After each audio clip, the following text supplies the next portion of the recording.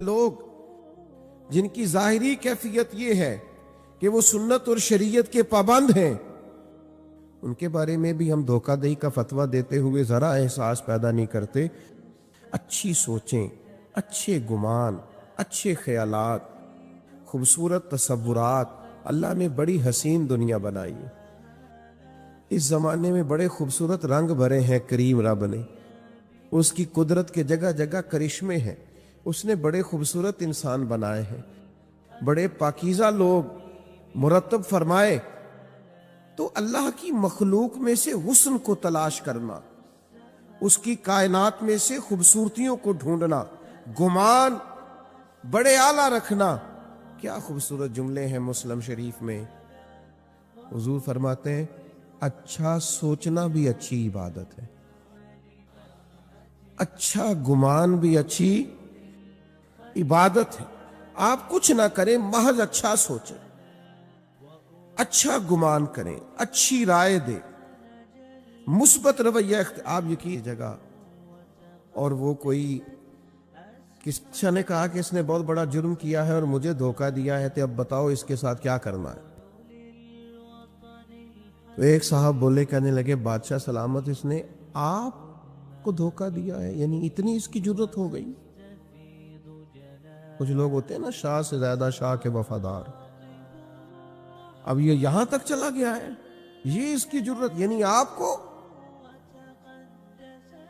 اس کا گلا کاٹا جائے اور اس کے ٹکڑے ٹکڑے کیے جائیں، یہ سزا ہونی چاہیے۔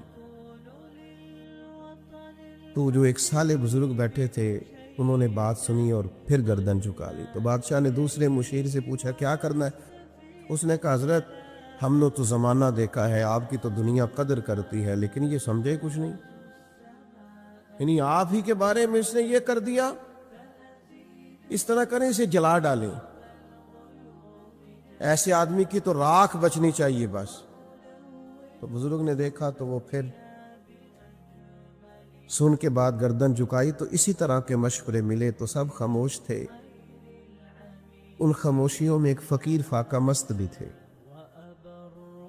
ایک درویش خدا مست بھی تھے۔ وہ شہرت سے بچنے والا پیچھے پیچھے رہتا ہے، اور میرا جی چاہتا ہے ساری غزلیں اس پیارے کے نام کریں۔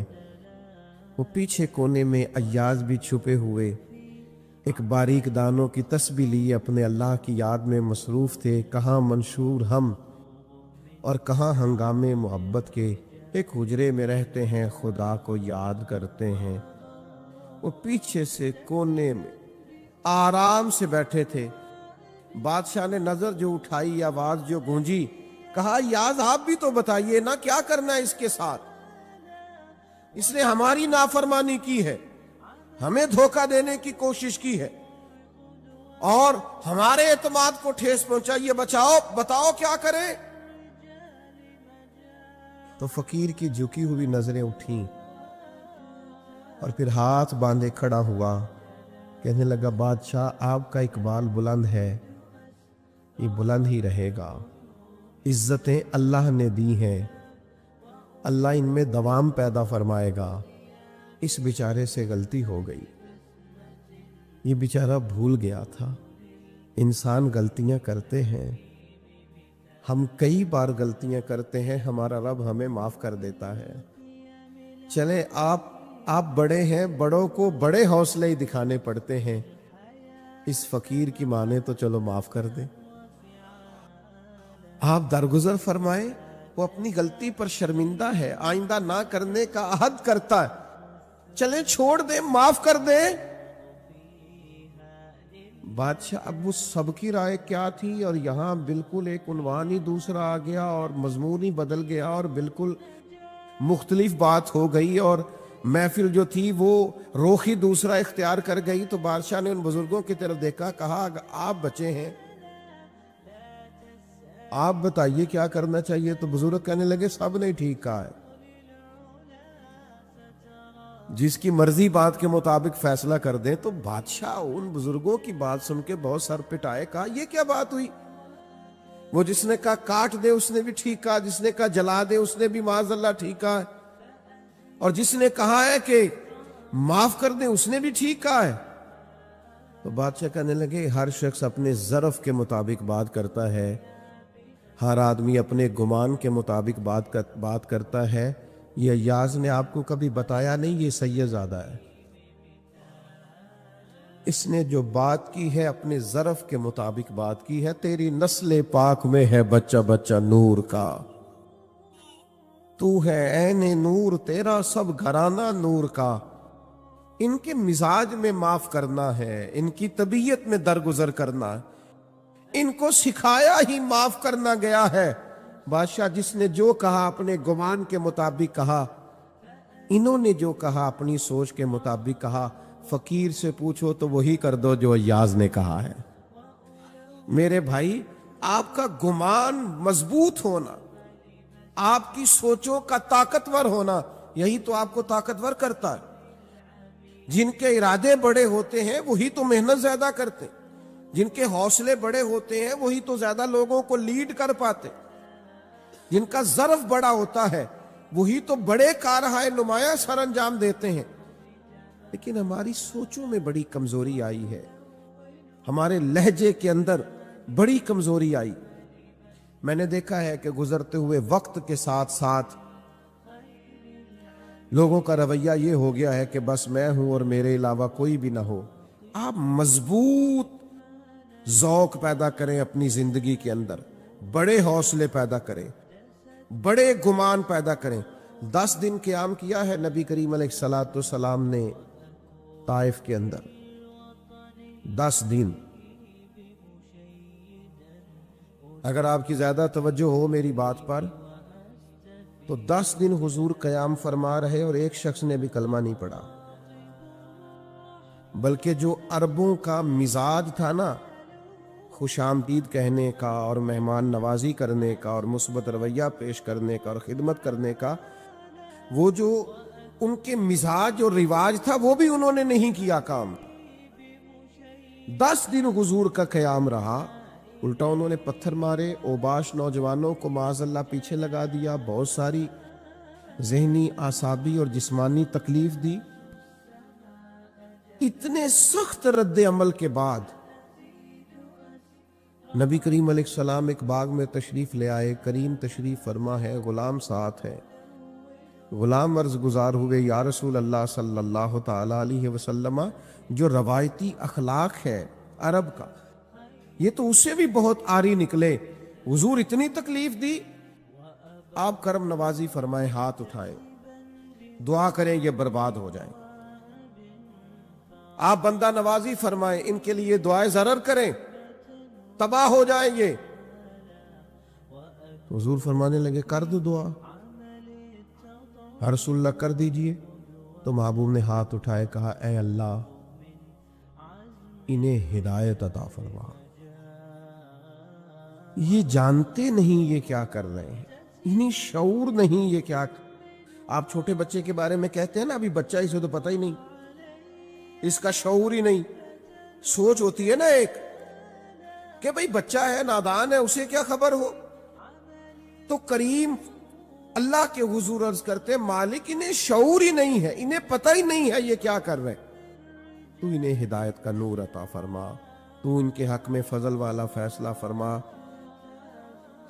جب دعا ختم ہو گئی تو غلام عرض گزار ہوئے، یا رسول اللہ صلی اللہ تعالی علیہ وسلم، ایک شخص نے بھی کلمہ نہیں پڑھا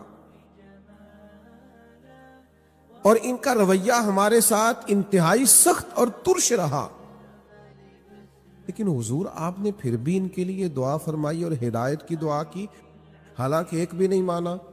تو یہ سوچ ہے نا، یہ گمان ہے نا، یہ رائے ہے نا، یہ وہ رائے ہے جو ہماری سوچوں کو پاکیزگی دیتی ہے اور حجاز کی پاکیزگی دیتی ہے۔ حضور فرمانے لگے اگر انہوں نے نہیں مانا تو میں ان کی بربادی کی دعا کیوں کروں؟ اگر یہ نہیں مانتے تو مجھے امید ہے ان کی آنے والی نسلیں مان جائیں گی۔ ہم نے اگلی نسل سے اچھی امید وابستہ کر لی، اگلی نسل مسلمان ہو جائے گی، کلمہ پڑھ جائے گی، دین کے اندر آ جائے گی، لیکن تباہی اور بربادی کی دعا نہیں کرنی۔ آپ اندازہ کر لیجئے نا آج ہمارے ہاں کتنی مایوس باتیں ہوتی ہیں، کمزور باتیں ہوتی ہیں، بدگمانیاں ہوتی ہیں، لوگوں کا خیال ہوتا ہے، وہ بعض دوست تو ایسی خبریں دیتے ہیں کہ ان کے پاس آپ 10 منٹ بیٹھے تو محسوس ہوتا ہے کہ آخری دن چل رہا ہے دنیا کا، وہ کل کچھ ہونے والا ہے۔ اتنی سخت ترین ان کے پاس کمزور خبریں ہوتی ہیں۔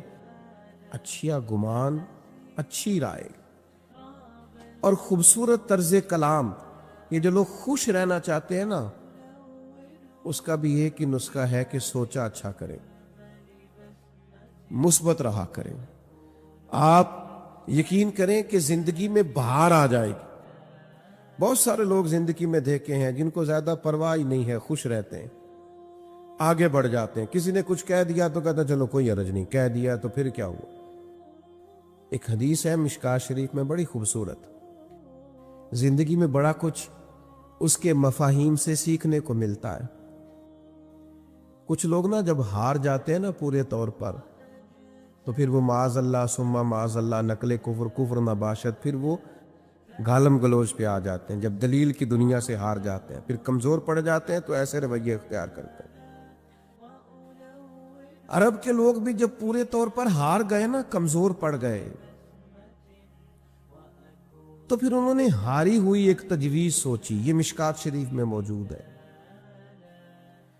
انہوں نے کہا یار عجیب لوگ ہیں، ہم نبی کریم علیہ السلام کا اسم گرامی بھی لیتے ہیں، محمد بھی کہتے ہیں صلی اللہ تعالی علیہ وسلم، اور محمد کا تو معنی ہے جس کی بار بار تعریف کی جائے۔ معاذ اللہ تعالی ہم ان کا اسم گرامی بھی لیتے ہیں جس کا مفہوم ہی یہ ہے کہ تعریف کی جائے، اور پھر ہم ان پر تنقید بھی کرتے ہیں۔ تو انہوں نے حضور کا نام نامی اسم گرامی معاذ اللہ بگاڑ کے لینا شروع کیا۔ مجھے بتائیے گا، چڑھا سخت بات کی ہے، لیکن فرمانے لگے یہ لوگ تو بھول ہی گئے تھے، میرا یہ نام اچھا کیا یاد کرا دی۔ تو صحابی نے آ کے عرض کی یا رسول اللہ صلی اللہ تعالی علیہ وسلم، وہ آپ کا نام بگاڑ کے لیتے ہیں، اور معاذ اللہ نام بگاڑ کے آپ کو برا بھلا کہتے ہیں۔ تو محبوب نے کیا جواب دیا؟ وہ بڑے پریشان تھے، اور جب آئے تھے تو ان کے لہجے کے اندر بڑی سخت قسم کی گرانی تھی کہ یہ ان کی جرت اور اس طرح کا ان کا رویہ۔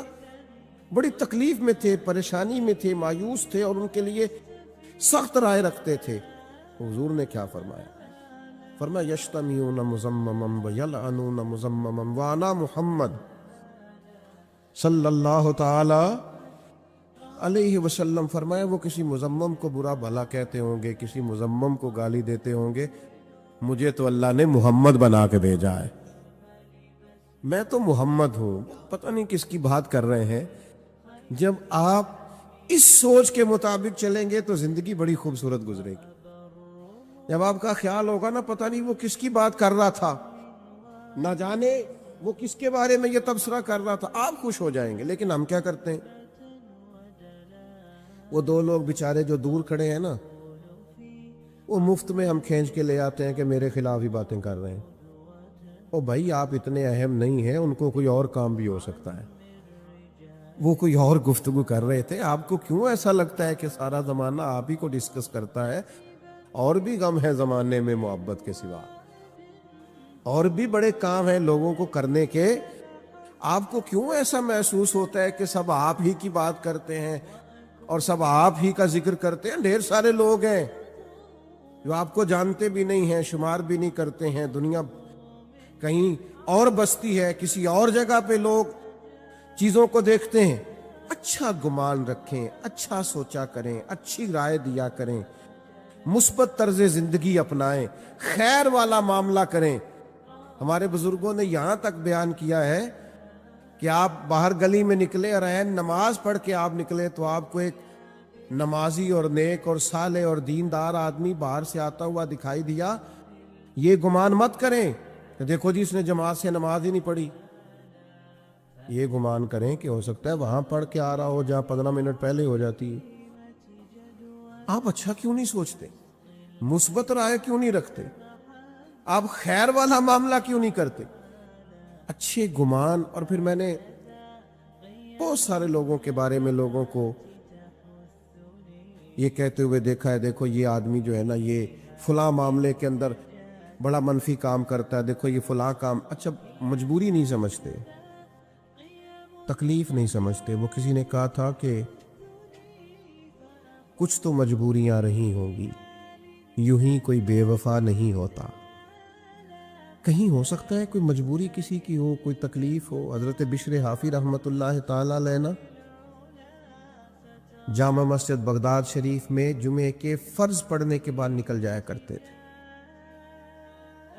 تو ایک اچھے بزنس مین کو خیال ہوا کہ ویسے جو لوگ بڑی تبلیغ کرتے ہیں اور لوگوں کو خیر کا سبق دیتے ہیں اور بڑے نوافل بتاتے ہیں، اور خود یہ ہے کہ سنن اور نوافل ابھی ادا نہیں ہوئے اور یہ چلے گئے، تو بہت سارے لوگوں سے اس نے اپنی اس بدگمانی کا ذکر کیا. تو لوگوں نے کہا یار، کہنے لگا نہیں وہ ہر جمعے ایسا کرتے. تو ایک دن کسی نے کہا یار تو چھوڑ دے اس کام کو، لیکن وہ بس بدگمانی بھی بڑی خطرناک چیز ہے، یہ بھی صلاحیت ہی کر جاتی ہے. یہ شک تو دیوانہ سا کر دیتا ہے لوگوں کو، عجیب مجنون قسم کی حرکتیں کرنے لگ جاتے ہیں مشکوک ہونے کے بعد.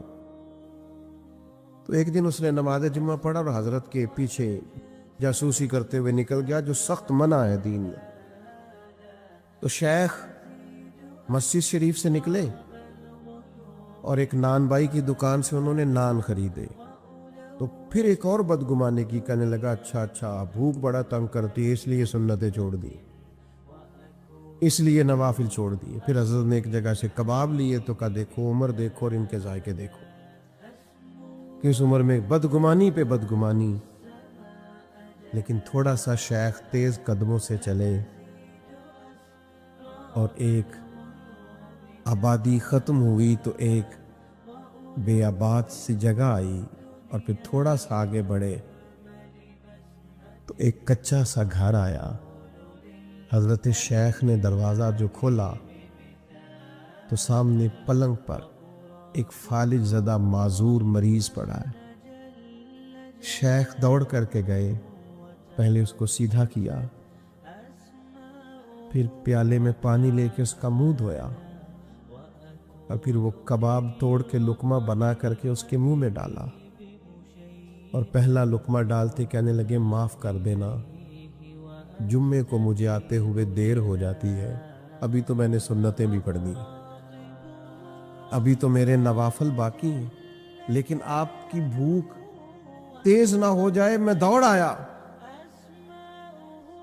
شخص کہتا ہے باہر کھڑا تھا، یوں لگ رہا تھا کہ جیسے میری ٹانگیں میرے وجود کا بوجھ نہیں اٹھا رہی، کانپ رہا ہوں. میں کیا سمجھتا تھا، یہ کیا نکل آیا؟ جس کو میں نے اتنی بری چیز سمجھا تھا، شیخ کیا اتنا بڑا کارنامہ نکل آیا. حضرت اس کو کھانا دے رہے تھے تو وہ معذور رو پڑا، کہنے لگا بشر آپ کب تک آئیں گے؟ 14 سال بیت گئے، میری ڈیوٹی اٹھائے ہوئے، میرے تو اپنے بھی مجھے چھوڑ گئے. حضرت بشر نے ان کے آنسو پوچھ کر کے فرمایا آپ کا کیا خیال ہے، یہ جو میری معاشرے میں عزت ہے یہ میری کثرت عبادت سے ہے؟ یہ تو میں آپ کی خدمت کرتا ہوں تو اللہ نے مخلوق کے دلوں میں میری محبت پیدا فرما دی. او میرے بھائیو، اچھا گمان، اچھی سوچیں، اچھے رویے، اچھی رائے اور اچھا مشورہ، اس کو اپنی زندگی میں اپنائیے. آپ کو پتہ ہے ہمارے علماء نے لکھا ہے کہ یہ جو کہا 10 گنا اجر ملے گا نیکی پہ، اور پھر بات کتاب و سنت میں بڑھتے بڑھتے 700 گنا تک بھی گئی، تو یہ 10 ملے گا کہ 20 گنا ملے گا کہ 700 گنا ملے گا؟ تو فرماتے ہیں جتنا گمان اچھا ہوگا، جتنی نیت اچھی ہوگی، جتنا ارادہ عمدہ ہوگا، اتنا اللہ اجر بھی زیادہ عطا فرما دے. لیکن شرط یہ ہے کہ ہم برے گمان سے بچیں، برے ذہن سے بچیں، بری سوچوں سے بچیں. یہ ہماری طبیعت کو بھی اچھا رکھیں گی، ہمیں لوگوں سے پیار بھی ہو جائے گا، نفرتیں بھی ہمارے دلوں سے نکلیں گی، ہماری رائے بھی اچھی ہوگی، اور سب سے بڑی بات یہ ہے کہ سوسائٹی میں پیار پھیلے گا، معاشرے میں محبت بڑھے گی، ہم ایک دوسرے کے قریب آئیں گے. لیکن اگر ہم اپنی سوچوں اور گمان کو اس طرح کا صاف ستھرا نہیں کریں گے، پھر ظاہر ہے کہ ہمیں بڑے بڑے اچھے، بڑے بڑے خوبصورت، بڑے بڑے علماء، بڑے بڑے فقہا، ان میں بھی معاذ اللہ لوگوں کو خیر نظر نہیں آتی۔ پھر ماحول ایک ایسی طرف چلا جائے گا جس میں بہرحال تکلیف اور گھٹن پیدا ہوگی۔ تو رمضان المبارک میں انسان کا دل بڑا ہلکا پھلکا ہو جاتا ہے، اللہ تبارک و تعالیٰ اس کو بڑا باطنی سرور اور کیف عطا کرتا ہے، اس کی کیفیات بڑی خوبصورت ہوتی ہیں۔ تو جہاں تقوی کا اور بہت سارا نور ہم حاصل کر رہے ہوتے ہیں، وہاں اس چیز کو بھی اپنانے کی کوشش کریں کہ اچھی سوچوں کی پریکٹس کریں، اچھے گمان ان دنوں میں اپنی طبیعت میں پیدا کریں، تاکہ ہمیں اللہ کی مخلوق اچھی لگے، تاکہ ہمیں خیر نظر آئے۔ اللہ تبارک و تعالی سمجھنے کی، عمل کرنے کی اور دین کی طرف لوٹ آنے کی توفیق عطا فرمائے۔ آخر دعوانا الحمدللہ۔ نہیں ابھی تو بولیے نا، کتنے 13 منٹ ہو گئے، کتنا ٹائم بچا ہے؟ ایک ہی بات کرتا ہوں، نبی کریم صلی اللہ تعالیٰ علیہ وسلم نے فرما دیا کہ اس کی ناک خاک آلود ہو